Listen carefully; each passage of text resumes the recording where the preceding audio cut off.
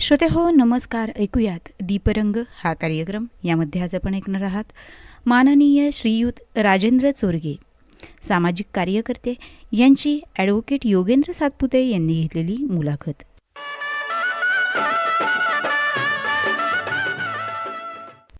श्रोते हो नमस्कार. दिवाळीची धामधूम सुरू आहे आणि खरोखर म्हणजे सगळीकडं उत्साह, उल्हास, लक्ष लक्ष दिव्यांनी या ठिकाणी प्रकाशमान झालेली आणि तुमच्या जीवनामध्ये ऐश्वर्य, आरोग्य आणि त्याचबरोबर संपत्ती आणि सुख या प्रदान करणारा हा दीपावलीचा पवित्र पावन असा हा पर्व. आणि खरोखर श्रोते हो, तुमचं उत्कट प्रेम, आशीर्वाद आणि तुमच्या प्रतिक्रिया यांच्या जोरावर आज 1 वर्ष आम्ही पूर्ण करून अप्रतिम देण्यासाठी केवळ लोकार्पित झालेलो असलेलो तुमचेच असणारे हिंदवी रेडिओ.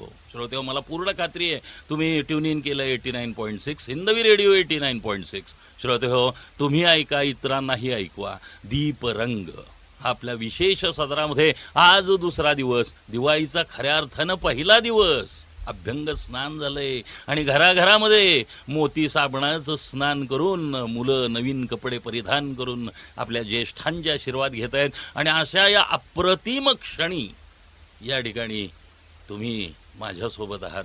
योगेंद्र तुमच्याबरोबर आहे आणि मी नेहमीप्रमाणे कमिट केल्याप्रमाणे दिवाळीच्या या विशेष पर्वामध्ये मी तुमच्याबरोबर जी एक कमिटमेंट केली होती ती कमिटमेंट होती की असामान्य कर्तृत्व करणारे आणि त्याही पलीकडं सातारा आणि आजूबाजूमध्ये स्वतःचं दीपस्तंभासारखं काम असणाऱ्या अतुलनीय व्यक्तिमत्वांचा परिचय तुमच्याशी करून देणार आहे. एक बहुश्रुत, बहुआयामी आणि त्याही पलीकडं एक अप्रतिम मार्गदर्शक आणि उत्कृष्ट माणूस म्हणून ज्याची ख्याती आहे असे आमचे राजेंद्रजी चोरगे सर, चेअरमन गुरुकुल स्कूल आणि त्याही पलीकडं संस्थापक बालाजी चॅरिटेबल ट्रस्ट, बालाजी पतसंस्था सुद्धा त्यांची आहे. असे एक बहुआयामी व्यक्तिमत्व या ठिकाणी माझ्यासोबत संवाद साधण्यासाठी आलेलं आहे. आणि मी हिंदवी परिवाराकडून, कारण की ते आमच्या परिवाराचे घटक आहेत, आमच्या अमित कुलकर्णी सरांचे ते स्नेही मार्गदर्शक आहेत आणि त्याही पलीकडे ते अनेक संस्थांमध्ये एकत्रितरित्या काम करतात. अमित सरांना सुद्धा अत्यंत आनंद झाला की जेव्हा मी त्यांना सांगितलं की मी आज राजेंद्र चोरगे सरांना बोलवलं आहे आणि त्यांनी आनंदाने मला सांगितलं की खरोखर हा सुवर्णक्षण हिंदवी रेडिओच्या या कारकिर्दीमध्ये खरोखर सुवर्णाक्षरांनी नोंद करण्यासारखं आहे. श्रोते हो, अशा या बहुआयामी प्रतीक्षित मुलाखतीला सुरुवात करण्यापूर्वी एक अप्रतिम गीत दीपावलीचं ऐकूयात आणि मग चोरगे सरांच्या बरोबरचा संवाद मी सुरू ठेवणार आहे. श्रोते हो, तुम्ही ऐकताय, मला पूर्ण खात्री आहे, इतरांनाही ऐकवा. Hindavi radio 89.6. It really sounds good.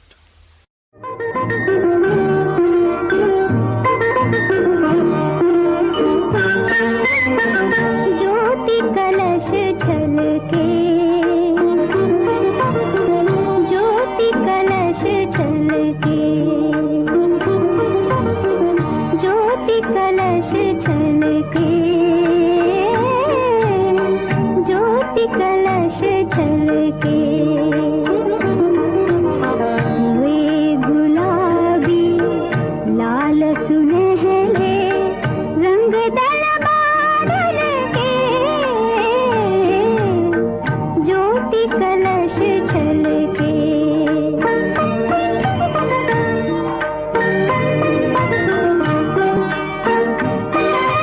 घर आंगन वन उपवन उपवन करती ज्योति अमृत से सिंचन, मंगल घट ढलके. या प्रतिम गीतानंतर खऱ्या अर्थाने आज दीपरंगमध्ये खऱ्या अर्थाने दीपोत्सवाला सुरुवात झालेली आहे. आणि दीपोत्सवाच्या या पहिल्याच दिवशी खरं तर आध्यात्मिक क्षेत्रामध्ये सज्जनगडच्या श्री समर्थ सेवा मंडळाचे कार्यवाह असणारे योगेश बुवा रामदासींना आपण त्यांचं आशीर्वचन ऐकलं. आणि आज सामाजिक क्षेत्रामध्ये अग्रेसर असणारे आमचे मार्गदर्शक आणि एक उत्कृष्ट माणूस म्हणून ज्यांची ख्याती आहे असे राजेंद्रजी चोरगे सर, जे प्रतीक्षित अशी मुलाखत होती. कैक दिवस मी प्लॅन करत होतो आणि आज हा सुवर्णक्षण येऊन ठेवला आहे. सरांचं पुनश्च एक वार समस्त हिंदवीच्या श्रोत्यांकडून मी स्वागत करतो आणि सरांना पहिला प्रश्न विचारतो, कारण की सरांचा प्रवास हा अत्यंत संघर्षमय आहे.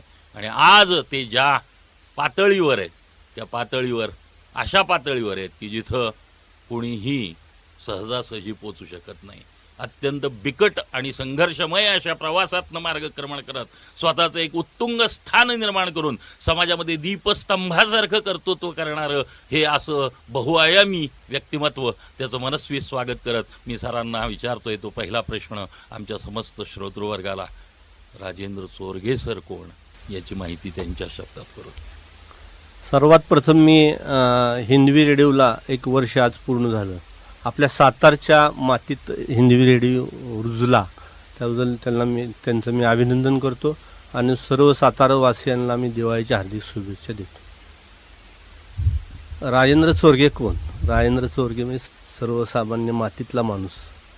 गुरुकुल स्कूलचं चेअरमन आहे मी. बालाजी चॅरिटेबल ट्रस्टचा संस्थापक आहे. बालाजी पतसंस्थेचा संस्थापक आहे. अशा अनेक संस्था ज्या उभ्या झालेल्या आहेत, त्याचं सुरुवात करायचं भाग्य मला मिळालेलं. आणि बिल्डर आहे. माझ्या हातून व्यवसायातून झालेलं मोठं काम म्हणजे छत्रपती शाहू क्रीडा संकुल. सामाजिक काम बालाजी चॅरिटेबल ट्रस्टमधून झालेलं मोठं काम म्हणजे कैलास स्मशानभूमी संगम माहुली येथे.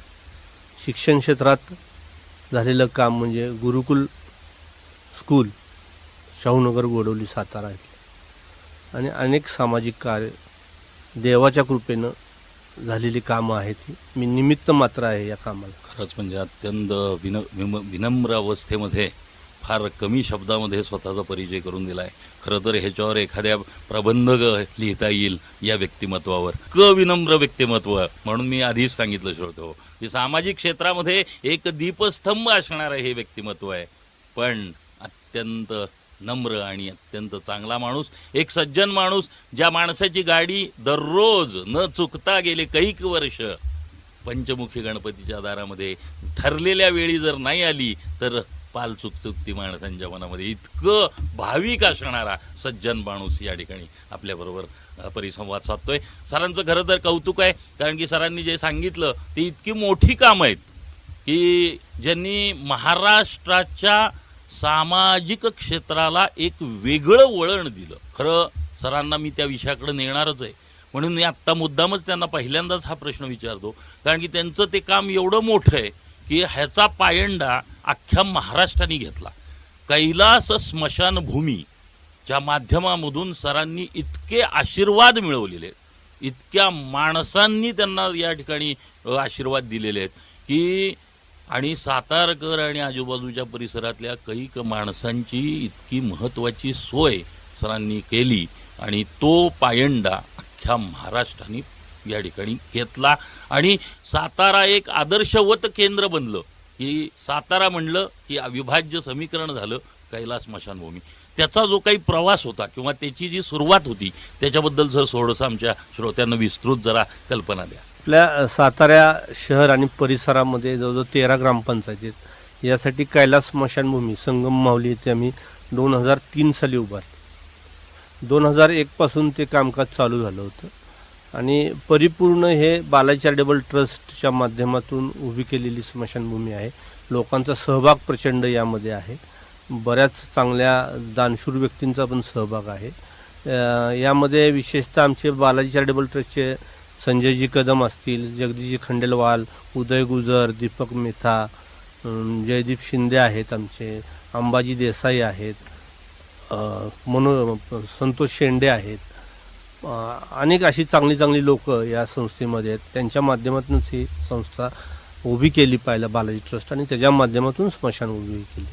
स्मशानभूमी उभं करायचं महत्त्वाचा विषय असा होता की 2001 साली आम्ही स्मशानभूमीवर एका अंत्यसंस्कारासाठी संध्याकाळी 6-6:30च्या दरम्यान गेलो होतो.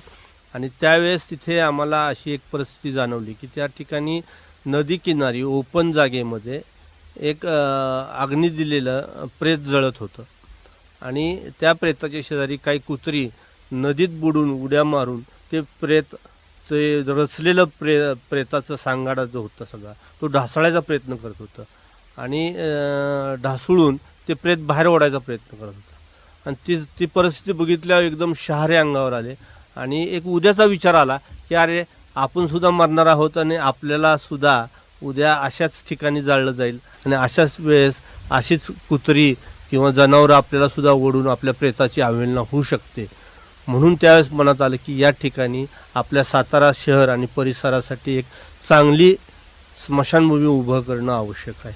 आणि तिथून आमच्या सर्व ग्रुपनं ध्यास घेतला आणि आम्ही निश्चित केलं की इथं स्मशानभूमी उभी करायची. ही स्मशानभूमी त्या काळात 1 कोटी रुपयाची आहे आणि या स्मशानभूमीला कुठलंही शासकीय निमशासकीय अगर नगरपालिकेचं कुठलंही अनुदान नसताना सातारा शहरातले दानशूर व्यक्ती, अगदी भांडी घासणाऱ्या मावशी ज्या असतात, घरोघरी जाऊन धुणं धुणाऱ्या मावशी असतात, तिथून अगदी श्रीमंतापर्यंत या सगळ्यांनी वेगवेगळ्या पद्धतीनं सहकार्य केलं. आमच्या बालाजी ट्रस्टच्या ग्रुपनं पण स्वतःचं आर्थिक योगदान दिलं आणि म्हणूनच बघता बघता 2-3 वर्षामध्ये ही स्मशानभूमी तिथं उभं राहिली. सातारच्या दानशूर व्यक्तींनी मदत केली. आता ह्या स्मशानभूमीला 21 वर्ष नुकतीच पूर्ण झालेली आहेत. त्या अनुषंगाने या स्मशानभूमीमध्ये जी सुविधा आहेत ती बसायला मोठमोठे हॉल्स आहेत, त्याचप्रमाणे 14 अग्निकुंड आहेत, 2 गॅस दाहिन्या आहेत आणि विशेषतः यामध्ये नुसती स्मशानभूमी बांधली नाही तर ती बांधून त्याचं संगोपन चांगलं कसं होईल यासाठी परिपूर्ण आमचा ग्रुप सतर्क असतो. जे पूर्वी अग्निकुंडामध्ये जे अंत्यसंस्कार केले जायचे त्याच्यातून ते लाकडामध्ये केले जायचे आणि एका अंत्यसंस्कारासाठी साधारण 1 ते 1.5 झाड लागायचा पूर्ण वाढलेलं.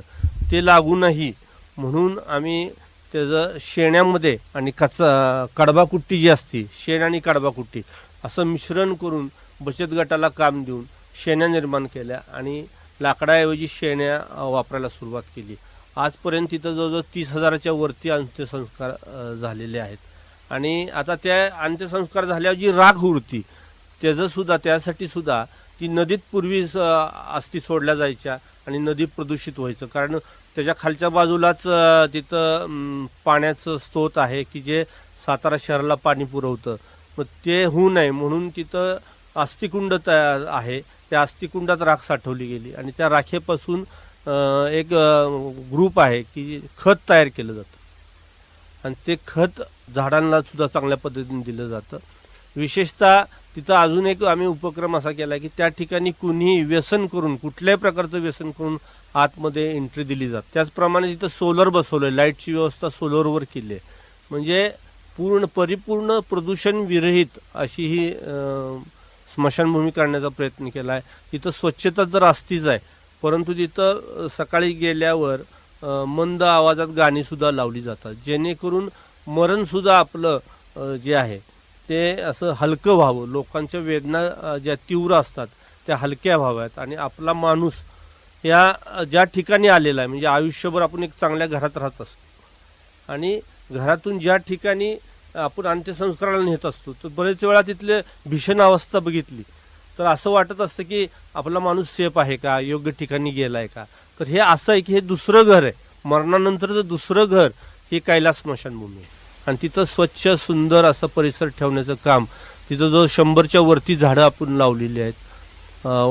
तिथं 7 कामगार वेगळ्या पद्धतीचे ठेवलेले आहेत आणि सगळ्यात महत्त्वाचं म्हणजे प्रत्येक नोंद तिथं केली जाते आणि मरणानंतर जे संस्कार होतात 3ऱ्या विधीला त्यांच्या घरातले जे कोण व्यक्ती असतील, मुलगा असेल, मुलगी असेल किंवा कोण जवळचे व्यक्ती असेल, त्यांना एक संस्थेतर्फे फ्री झाड दिलं जातं आणि एक खताची पुडी दिली जाते, जेणेकरून जी मेलेली व्यक्ती असते ती प्रिय व्यक्ती असते तिच्या स्मरणार्थ ते झाडं लावायला लावतो. आजपर्यंत जवळजवळ आता हा प्रोजेक्ट चालू करून 1-1.5 वर्ष झालं, जवळजवळ 1500 ते 2000 झाडं आपण लोकांना दिलेली आहेत आणि त्याचा फोटो काढून सुद्धा घेतला जातो की ज्यांना आम्ही ते देत असतो ते खरंच लावतात का ह्याच्यावर सुद्धा नियंत्रण केलं जातं. म्हणजे या स्मशानभूमीपासून प्रदूषण कसं आपल्याला कंट्रोलमध्ये ठेवता येईल याचासुद्धा आम्ही परिपूर्ण प्रयत्न केलेला आहे. आणि या स्मशानभूमीमध्ये सगळ्यात महत्त्वाचं काम म्हणजे की कोविड काळामध्ये भयावह परिस्थिती होती, लोक अंत्यसंस्काराला सुद्धा येत नव्हती, सरकारचे काही प्रोटोकॉल पण होते. आम्ही रोज जाऊन ते स्मशानभूमीची संपूर्ण जबाबदारी आमच्याकडे घेतली होती आणि शासनाला परिपूर्ण मदत केली होती. माननीय कलेक्टर साहेबांनी सुद्धा त्याच्यावर कौतुकास्पद आम्हाला पत्रसुद्धा दिलेलं आहे, उद्गारसुद्धा काढलेलं आहे. संपूर्ण महाराष्ट्रात भारताचा विचार करता या स्मशानभूमीमध्ये कोविड काळात कुठल्याही मृतदेहाची अवहेलना न होता परिपूर्ण अंत्यसंस्कार चांगल्या पद्धतीनं झालेली एकमेव आपली स्मशानभूमी आहे. खरोखर म्हणजे श्रोते हो, हे ऐकताना सुद्धा अंगावर शहारा येतो. समर्थ म्हणतात दासभोगातामध्ये की मरणाचे स्मरण असावे, हरिभक्तीस सादर व्हावे. तुमचं मरण, कारण की या जीवनामध्ये तुम्ही जीवन जगायला आलात म्हणजे तुम्हाला मृत्यू हा अटळ आहे. त्यामुळं समर्थांच्या त्या बोधामधून लक्षात घ्यायचं आहे की हरिभक्तीला तुम्ही सादर व्हायचं आहे. पण ती हरिभक्ती करताना राजेंद्र चोरग्यांसारखे अशा विभृती कार्यरत आहेत की जे मरणसुद्धा सुसह्य करतायत. खरोखर हा कैलास स्मशानभूमीचा जो काही सामाजिक क्षेत्रातला एक मापदंड किंवा आदर्श या व्यक्तीनं त्यांच्या सगळ्या सहकाऱ्यांनी घालून दिलेला आहे, तो या महाराष्ट्राला खरोखर एक दिशादर्शक प्रकल्प म्हणून त्याची नोंद झालेली आहे. आणि खरोखर असं हे व्यक्तिमत्व की जे स्वतः नेतृत्व करत इतरांना त्याचं श्रेय देत, सगळ्यांची मोठ बांधत या ठिकाणी साताऱ्याला एका वेगळ्या वळणाकडे घेऊन गेलेत. आत्ता बोलता बोलता सरांनी उल्लेख केला आहे त्या विषयाकडे मी येणार आहे. पण श्रोते, मला पूर्ण खात्री आहे यू हॅड ट्यून इन 89.6. आपण ऐकताय, इतरांनाही ऐकवा. Hindavi radio 89.6. It really sounds good. दीपरंग या आमच्या विशेष दीपावलीच्या पवित्र पावन पर्वामध्ये या ठिकाणी हे जे नवीन सदर मी सुरू केलं आहे त्याच्यामध्ये दुसरं पुष्प गुंफायला मी आदरणीय राजेंद्र चोरगे सरांना विनंती केली आणि अत्यंत व्यग्र अशा दिनक्रमातून वेळ काढून या ठिकाणी सत्वर आपल्या हिंदवीमध्ये येऊन आमच्या हिंदवी रेडिओ ज्ञान माहिती मनोरंजनाच्या या दालनाला या ठिकाणी खऱ्या अर्थाने सुवर्णाक्षराने नोंद करावी अशा हा दिवस या ठिकाणी आहे. आणि दीपावली सुरू झाली आहे श्रोते हो. दीपावलीच्या शुभेच्छा. एक गीत समर्पित आपण सर्वांना ऐकूयात, एक श्रवणीय गीत. Yogendra will be back after this beautiful song.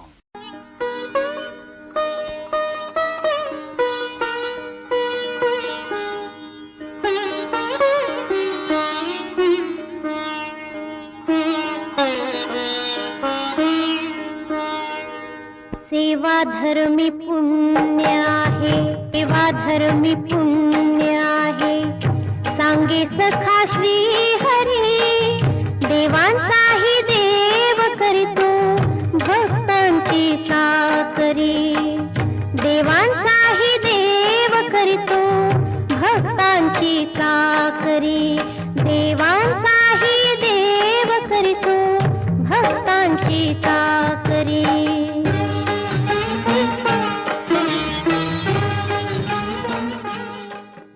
या श्रवणीय गीतानंतर पुन्हा एकदा योगेंद्र आपण सर्वांचं स्वागत करतोय ज्ञान माहिती मनोरंजनाच्या या व्यासपीठावर. आज सामाजिक कार्याचा जागर करतोय मी. खऱ्या अर्थाने दीपावलीचं पर्व अत्यंत पवित्र पावन. आपणा सर्वांना दीपावलीच्या शुभेच्छा. त्याही पलीकडे जाऊन सामाजिक क्षेत्रामध्ये अग्रेसर असणारे किंवा धुरीण म्हटलं पाहिजे, कारण की अशी माणसं समाजाला खऱ्या अर्थाने दिशा दाखवतात आणि हीच दिशादर्शन करणारी माणसं ही दीपस्तंभ बनतात. आणि राजेंद्र चोरगे सर जे माझ्याबरोबर आत्ता संवाद साधतात हे आज सातारा आणि आजूबाजूच्या परिसराला नाही तर अख्ख्या महाराष्ट्रामध्ये दिशादर्शक म्हणून ठरलेले आहेत. त्यांनी बोलता बोलता एक उल्लेख केला. त्यांनी जेव्हा कैलास स्मशानभूमीबद्दलचं जे त्यांचं वर्णन केलं त्यात शेवटी त्यांचा उल्लेख जो होता तो फार महत्त्वाचा होता की करोनाच्या पॅन्डेमिकच्या काळामध्ये ज्यावेळेला जग बंद होतं तेव्हा ह्यांनी आणि ह्यांच्या सहकार्यांनी म्हणजे चोरगे सर स्वतः लीड करत होते आणि त्यांचे सहकारी त्यांच्यासोबत होते आणि त्यांनी अत्यंत पथदर्शी असे प्रकल्प त्या ठिकाणी राबवलेत. केवळ कैलास स्मशानभूमीचं काम एवढ्यापुरतं ते मर्यादित राहिलेलं नव्हते त्या काळात, कारण की सातारा आणि आजूबाजूच्या परिसरातल्या कैक माणसांना, गरजू माणसांना त्यांनी मदत केली. त्याच्याबद्दलचा लेखाजोखा सर थोडक्यात मांडावा. खरं तर मदत केलेली सांगायची नसती, पण प्रोजेक्ट सांगतो तुम्हाला की आपण सातारमध्ये सामुदायिक विवाह सोहळा घेत असतो. तो धर्मदाय आयुक्त कार्यालय सातारा यांचा तो प्रोजेक्ट असतो आणि सातारा जिल्ह्यात तिथं एक ग्रुप किंवा कमिटी नेमली जाते. तिथं जिल्हा अध्यक्ष म्हणून माझी एकमतानं निवड माननीय सहाय्यक धर्मादाय आयुक्त यांनी केली आणि 2 वेळा आम्ही मोठ्या प्रमाणात त्याचं सामुदायिक विवाह सोहळा साजरे केले. सगळ्यात महत्त्वाचं म्हणजे त्याच्यामागचा उद्देश असा होता की गोरगरिबांना ज्यावेळेस लग्न घरात असतं त्यावेळेस ऋण काढून लग्न करावं लागत असतं आणि ते सुद्धा करत असताना अख्खी पिढीच्या पिढी बर्बाद होत असते. बरेच वेळा व्याजावर पैसे घेतले जातात किंवा मग वाद निर्माण व्हायची शक्यता असते. ते काही होऊ नये म्हणून अगदी मणिमंगळसूत्र, शालू, चप्पल, परत तुमचं 100 लोकांचं जेवण, सगळ्या विधी, ब्राह्मणांचे जे विधी असतात ते सगळ्या प्रकारचे किंवा वेगळ्या जातीतले मुस्लिम जातीचे असेल तर त्यांचं वेगळ्या पद्धतीचा विधी, बौद्ध जातीचे असेल तर त्यांचा सगळ्या प्रकारचा विधी, हे सगळ्या प्रकारचा खर्च जबाबदारी ही आमच्या कमिटीवर असते आणि जवळजवळ 55 ते 60 आत्तापर्यंत आम्ही लग्न लावलेली आहेत. आणि विशेष म्हणजे ही सगळं लग्न लावल्यानंतर त्यांचे फॉलोअपसुद्धा घेतले तर अत्यंत चांगल्या पद्धतीने ते संसार करतायत आणि हे लग्न राजेशाही थाटात केले. कारण बरेच वेळा प्रत्येक मुलीचं किंवा मुलीचं विशेषतः स्वप्न असतं की आपल्याला राजपुत्र यावं आणि आपलं लग्न चांगल्या पद्धतीनं व्हावं म्हणून ह्या लग्नामध्ये सर्व सामाजिक लोक, राजकीय लोक, मंत्री, जेवढे म्हणून प्रतिष्ठित लोक आहेत, गोरगरीब आहेत, सगळ्या प्रकारच्या लोकांना निमंत्रण दिलं जातं आणि त्यांच्या साक्षीनं मोठ्या स्टेजवर ह्या सगळ्या निमंत्रणांना खाली बसवलं जातं आणि स्टेजवर त्या लोकांना मान सन्मान देऊन त्यांचा विवाह केला जातो आणि त्याच्यामुळं ते फार आनंदात असतात आणि त्याचे जे प्रतिक्रिया आहेत आईवडिलांच्या ते ज्या आहेत ते फार मोलाचे असतात. ते पुण्य देऊन जातात सर्व समाजाला आणि असं प्रत्येकाचं जबाबदारी आहे असं मला वाटतं आणि हे काम आमच्या हातून होतं आहे हे पण आमचं भाग्य आहे. त्याचप्रमाणे कोविड काळातला एक विषय होता की सवयभानची आम्ही एक निर्मिती केली होती. साताऱ्यातले काही प्रतिष्ठित व्यापारी वर्ग आम्ही गोळा केला होता आणि त्या अनुषंगाने माननीय जयेंद्रदादा चव्हाण असतील, वसंतशेठ जोशी असतील, देशमुख असतील, परत घोडके असतील, श्रेणिकभाई असतील, असे अनेक काही व्यापारी चांगले लोक एकत्र केली आणि त्यांच्या माध्यमातून आम्ही सवयभानचा एक मीच माझ्या सातारकरांचा रक्षक म्हणून उभा केला आणि तो ग्रुप उभा करून आमचं असं ठरलं की साताऱ्यात हा जो कोरोना जो आलेला आहे, जो पूर्ण जगाला व्यापलेला आहे, त्यासाठी थोडंसं आपण लोकांची भीती घालवली पाहिजे, त्यांच्यात प्रतिकारशक्ती वाढावी म्हणून काही गोष्टी त्यांना समजून सांगितल्या पाहिजेत, घरोघरी गेलं पाहिजे म्हणून जवळजवळ 1 महिन्याच्या आत 1.5 लाख लोकांपर्यंत आम्ही पोचलो आणि त्यांची भीती काढली, त्यांना ऑक्सिजन मशीनची मोफत सोय करून दिली, त्याचप्रमाणे त्यांना हॉस्पिटल उपलब्ध करून दिले. त्यामुळं मला वाटतं की अनेक लोकांचे प्राण पण वाचले आणि आमच्या सगळ्या ग्रुपला आमच्या त्याचे जे अध्यक्ष जे आहेत ते वसंतशेठ जोशी आहेत आणि जयेंद्रदादा मार्गदर्शक आहेत. चांगल्या पद्धतीनं त्यांनी आणि सगळ्या ग्रुपनी विशेषतः शेखर घोडके जे आहेत आणि देशमुख असतील, तुमचे कासट वगैरे आहेत, त्यांनीसुद्धा चांगल्या पद्धतीनं सगळा वेळ अगदी तन मन धनापासून सगळ्यांनी वेळ दिला आणि एक वेगळा पायंडा पूर्ण भारतामध्ये पहिली ही संस्था आहे की कोविड काळात रस्त्यावर येऊन काम केलं आणि विशेषमध्ये आमच्यातल्या 1-2% लोक सोडली तर कुणालाही त्या काळात कोविड झाला नाही. आणि त्याच काळात आम्ही आमच्या बालाजी पतसंस्थेच्या माध्यमातून काही गोरगरीब रस्त्यावर बसणारे होते की ज्यांचं हातावर पोट होतं, त्यांना आता सगळे व्यवसाय बंद झाले होते, अशा वेळेस त्यांना अत्यल्प व्याजदरामध्ये लोनसुद्धा प्रोव्हाइड केलं. जवळजवळ 100 असे लोक जी होती की त्यांना कुठलंही तारण न घेता 10,000पासून 50,000पर्यंत आम्ही लोन दिलं आणि विशेष म्हणजे ते सगळ्या लोकांनी कोविड संपल्यावर अगदी वेळेत ते लोन फेडलं. खरोखर म्हणजे श्रोते हो, चोरगे सरांच्या या कामाची व्याप्ती आणि त्याचा तो जो उत्तरोत्तर वाढत चाललेला आलेख आहे हा दैदिप्यमान आहेच आणि खरंच मी स्वतःला भाग्यवान समजतोय. कारण की एक अशा महनीय आणि अशा समाजासाठी कायम अहोरात्र कष्ट करणाऱ्या अशा एका व्यक्तिमत्वाच्या बरोबर, एका समाजातल्या दीपस्तंभासारखं काम केलेल्या व्यक्तिमत्वाबरोबर मला संवाद साधण्याची ही संधी येते. माझा पुढचा प्रश्न सरांना हाच आहे की आपण बालाजी पतसंस्थेचा उल्लेख केला. बालाजी पतसंस्थेबद्दल आमच्या श्रोत्यांना आपण थोडक्यात माहिती द्या.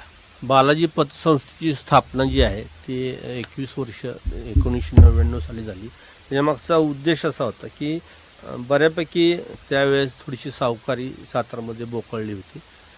सावकारी हे भयावह असते. म्हणजे मी माहिती घेतली अशी की त्या काळात डेली व्याज देणारी सुद्धा काही लोक होती, महिन्याला व्याज देणारी लोक होती, वर्षाला व्याज देणारी होती आणि ती 50% 100% असे व्याजदराचे रेट होते. भयावह परिस्थिती होती आणि त्यामुळं घराच्या घरं उद्ध्वस्त होत होती.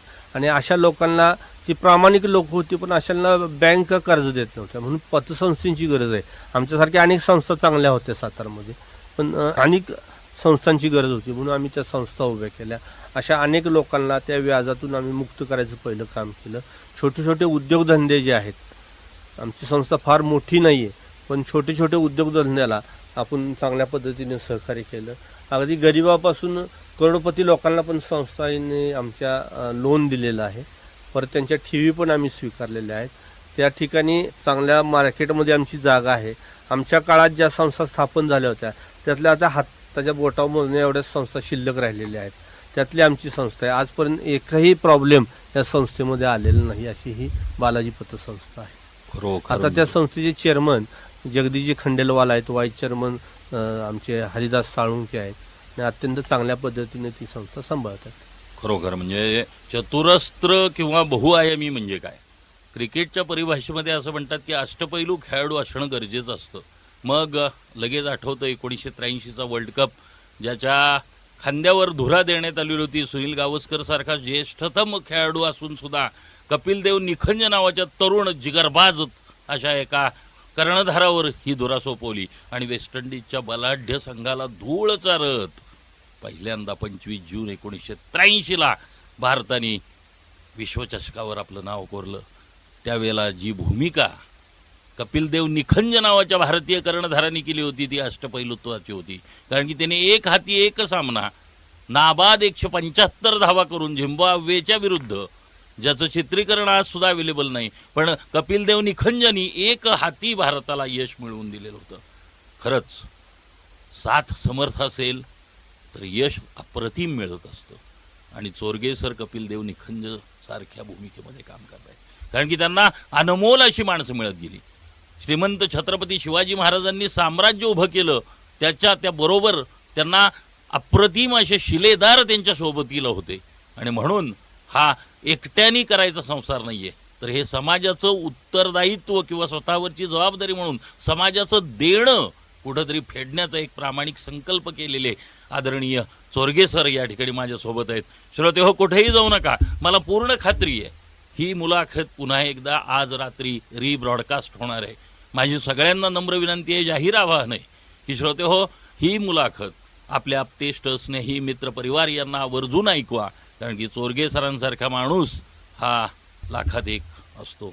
छत्रपतींच्या भाषेत म्हणायचं तर लाख गेले तरी चालतील, लाखाचा पोशिंदा जिवंत राहिला पाहिजे.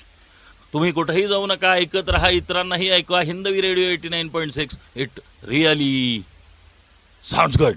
Yogendra will be back after this beautiful song dedicated to Deepavali.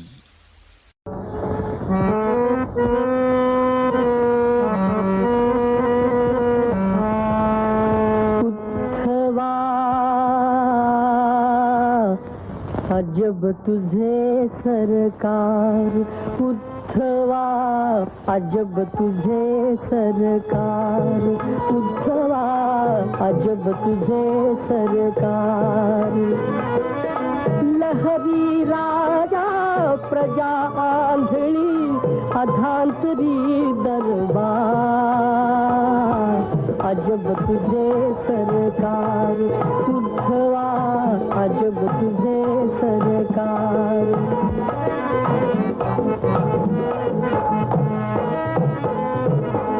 इथे फुलाना मरण जन्मता, दगडाला पण चिरंजीविता. इथे फुलाना मरण जन्मता, दगडाला पण चिरंजीविता. बोरे बाभळी उगात जगती, चंदन माथी सुधार. अजब तुझे सरकार उद्धवा अजब तुझे सरकार.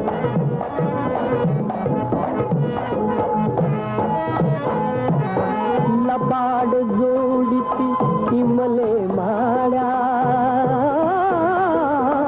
लबाड जोडिती इमले माड्या, गुणवंताला मात्र झोपड्या. पतिव्रतेच्या गळ्यात धोंडा, वेशेला मणिहार.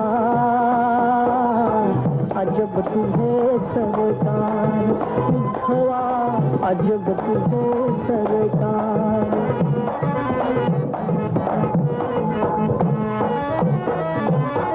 वाईट तितके इथे पोचले, भले पडाचे भाग्य नाचले. वाईट तितके इथे पोचले, भले पडाचे भाग्य नाचले. या पृथ्वीच्या पाठीवर ना. या श्रवणीय गीतानंतर पुन्हा एकदा मी आपणा सर्वांचं स्वागत करतो. दीपरंग दीपावलीच्या या विशेष अशा सदरामध्ये मी वेगवेगळ्या क्षेत्रातल्या समाजामध्ये आदर्शवत असणाऱ्या आणि दीपस्तंभासारखं काम करणाऱ्या व्यक्तिमत्वांचा अंतरंगाचा या ठिकाणी उलगडा करतोय. आणि आज सुवर्णाक्षरांनी नोंद करावी असं एक व्यक्तिमत्व या ठिकाणी माझ्यासोबत संवाद साधतंय, ज्याचे कामाचा आलेख आणि लेखाजोखा अशा 1 तासाच्या मुलाखतीतनं घेऊ शकत नाही मी फार कमी वेळामध्ये त्यांना या ठिकाणी त्यांची इनिंग्स थोडक्यामध्ये तुमच्यापर्यंत पोहोचवतोय. पण खरं सांगतो, उत्तरोत्तर राजेंद्र चोरगे सरांचं कायम हिंदवी परिवारामध्ये, कारण हिंदवी परिवाराचे ते अविभाज्य घटक आहेत, आमच्या अमित सरांचे चांगले मार्गदर्शक मित्र आहेत. त्यामुळं त्यांनी उत्तरोत्तर इथं येत राहावं. गुरुकुलच्या विद्यार्थिनींनी ज्यांनी घवघवीत यश प्राप्त केलंय अशा अनेक जणांना या हिंदवीनं प्लॅटफॉर्म मिळवून दिलेला आहे. आणि सर, विथ ड्यू रिस्पेक्ट, आपल्या शाळेचं या ठिकाणी गुणगान या ठिकाणी तुमच्याच शब्दामध्ये तुम्ही करावं. गुरुकुलबद्दल माहिती द्या. गुरुकुल स्कूल शाहूनगर गोडोलीत आहे आणि 1ली ते 11वीपर्यंत ती शाळा आहे. त्याच्यामध्ये साधारण 1450 विद्यार्थी आहेत. 100च्या आसपास शिक्षक आणि शिक्षक कर्मचारी आहेत. या शाळेमध्ये शिक्षणाबरोबर संस्कार दिले जातात, खेळाला जास्त महत्त्व दिलं जातं. त्याचप्रमाणे वेगवेगळे सामाजिक उपक्रम राबवले जातात. शेती आहे, NCC आहे आणि सामाजिक उपक्रमाला जास्त भर दिला जातो. आपल्या भारतीय संस्कृतीप्रमाणे सर्व सणवार या ठिकाणी आपण केलेले असतात. जरी भाषा इंग्रजी असली तरी संस्कार या मराठीमध्ये संस्कार मराठीमध्ये दिले जातात. आणि आजपर्यंत या गुरुकुल स्कूलचं 100% SSC बोर्डाचा निकाल तर आहेच, परंतु प्रत्येक विद्यार्थी चांगल्या पद्धतीनं माणूस कसा होईल यासाठी आम्ही प्रयत्नशील असतो. आणि चांगल्या पद्धतीनं मुलं घडवायचं काम या ठिकाणी केलं जातं आहे. आणि त्याचे रिझल्ट असे असतात की आमच्या शाळेला ॲडमिशन प्रवेश मिळायलासुद्धा नंबर लावावे लागतात. आणि अशी ही शाळा गेली 15 वर्ष सातत्यानं आम्ही चालवतो आहे. आणि ही शाळा चालवत असताना अनेक चांगले अनुभव आलेले आहेत. चांगली मुलं जी आता शाळा 11वीनंतर बाहेर पडलेली आहेत, ही चांगल्या ठिकाणी ऑफिसर म्हणून किंवा चांगले उद्योगपती पण झालेले आहेत. याचा आम्हाला अनुभव आहे. आम्ही या मुलांच्याकडं भावी पिढी म्हणून बघतो आणि एक आदर्श शाळा म्हणून तर नाव आहेच आमचं.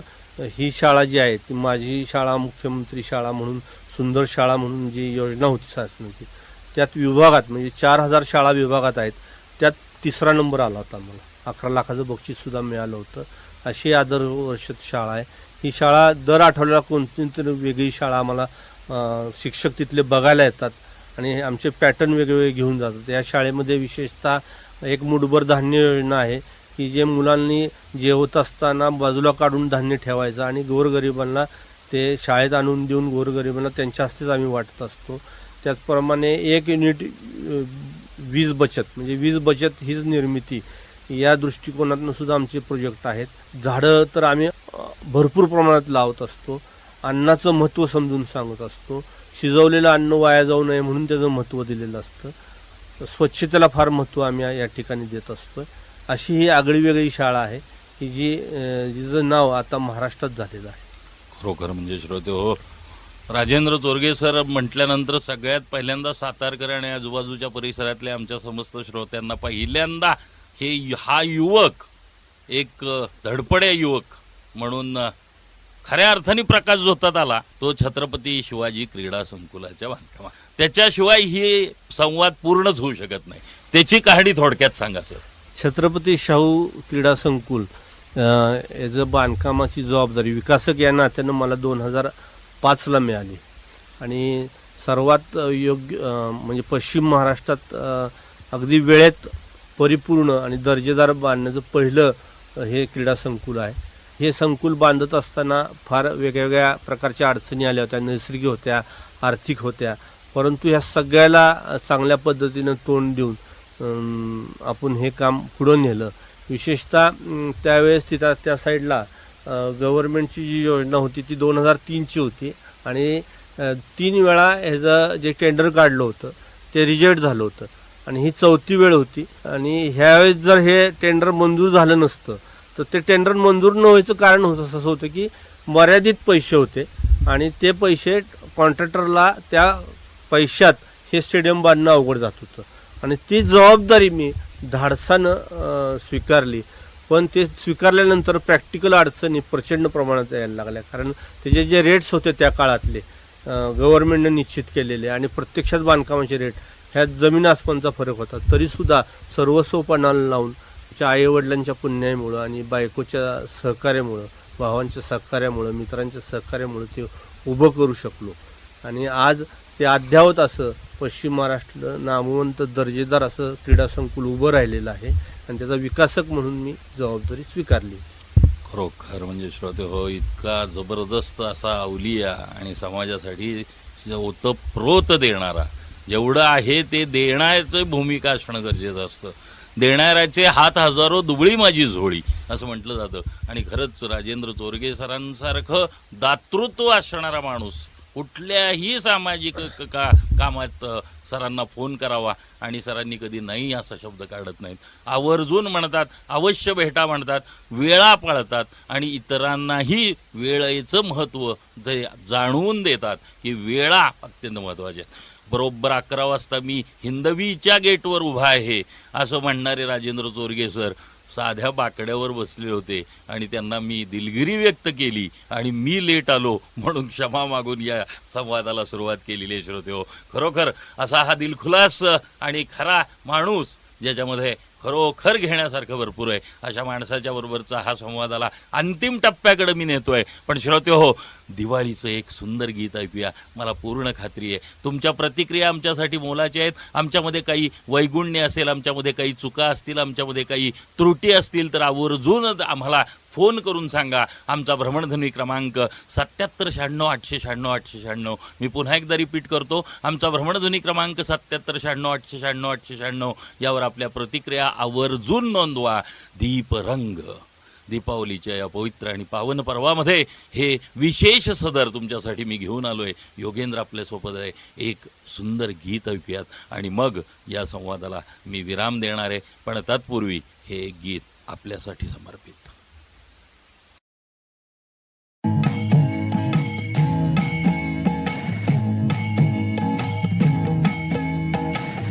मंदिरात अंतरात तोच नांदत आहे, मंदिरात अंतरात तोच नांदत आहे. नाना देही नाना रूपी तुझा देव आहे. मंदिरात अंतरात तोच नांदत आहे, नाना देही नाना रूपी तुझा देव आहे. मंदिरात अंतरात.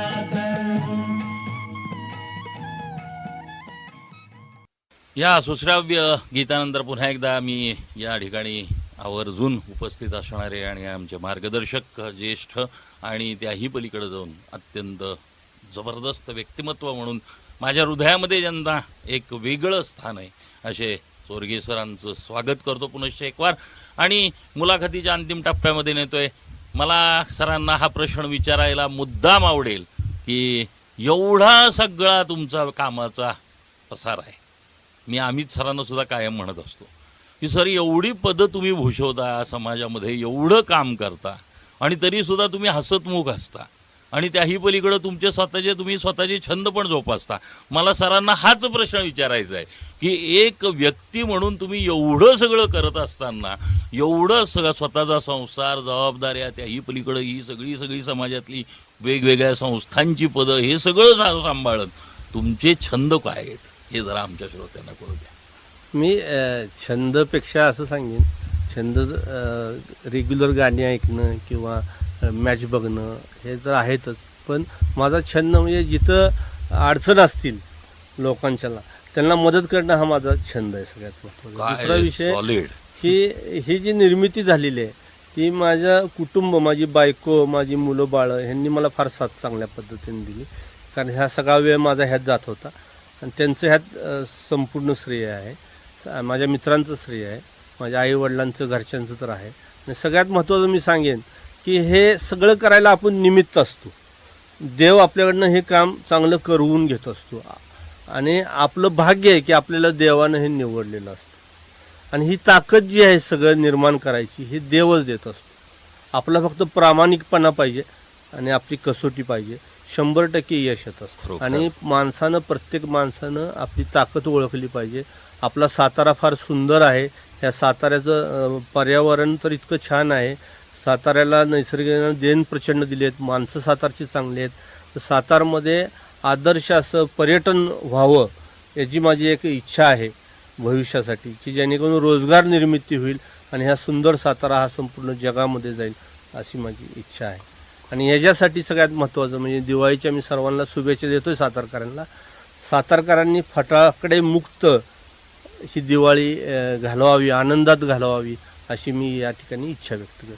जबरदस्त. म्हणजे सरांचं हे आत्ता या ठिकाणी जे काय आवाहन आहे की एक सातारा जागतिक पर्यटन स्थळ म्हणून गौरवलं जावं, माझा सातारा मोठा व्हावा, हे एक विजन आहे. त्याही पलीकडं सरांनी आत्ता या ठिकाणी स्वतः त्यांच्या मनोगतामध्ये सांगितलं की फटाकामुक्त आणि प्रदूषणमुक्त सातारा राहावा, ही त्यांची जी काय मनीषा आहे त्याला आपण समर्थपणे साथ देऊया. खरोखर अशी माणसं, म्हणजे सुरेश भटांची एक कविता मला आठवतीये की रंगात रंगुनी रंग माझा वेगळा, माझा रंग वेगळा आहे, मी ते रंगातलाच आहे पण माझा रंग वेगळा. तसाच हा दीपरंग, दीपावलीचा विशेष पर्वातला ही दुसरं पुष्प आज आदरणीय स्वर्गीय सरांनी अत्यंत व्यग्र दिनक्रमातून वेळ काढून या ठिकाणी हिंदवीच्या या प्लॅटफॉर्मवर खऱ्या अर्थाने सामाजिक कार्याचा जो जागर केला तो आपल्या सगळ्यांना भावला असेल.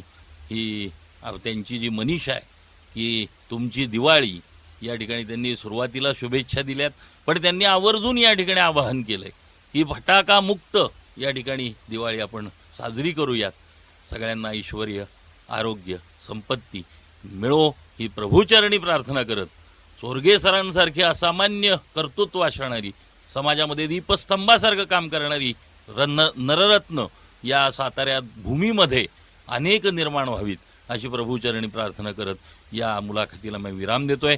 सरांचे धन्यवाद मानणं मला जड जाते, त्यांच्या ऋणातून उतराई होऊ शकत नाही आणि कायम सर या व्यासपीठावर यावेत आणि त्यांचे वेगवेगळे उपक्रम या ठिकाणी जे असतात त्याच्यामध्ये हिंदवी हा प्लॅटफॉर्म त्यांच्यासाठी कायम आम्ही रेडीली अवेलेबल करत आहोत, ही या ठिकाणी वचन देत या ठिकाणी हे दुष्वर पुष्प विराम देतो.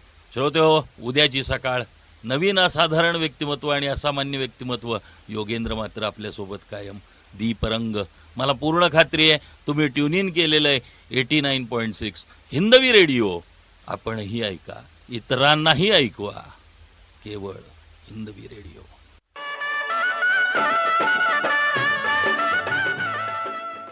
श्रोते हो, आपण ऐकत होतात दीपरंग हा कार्यक्रम.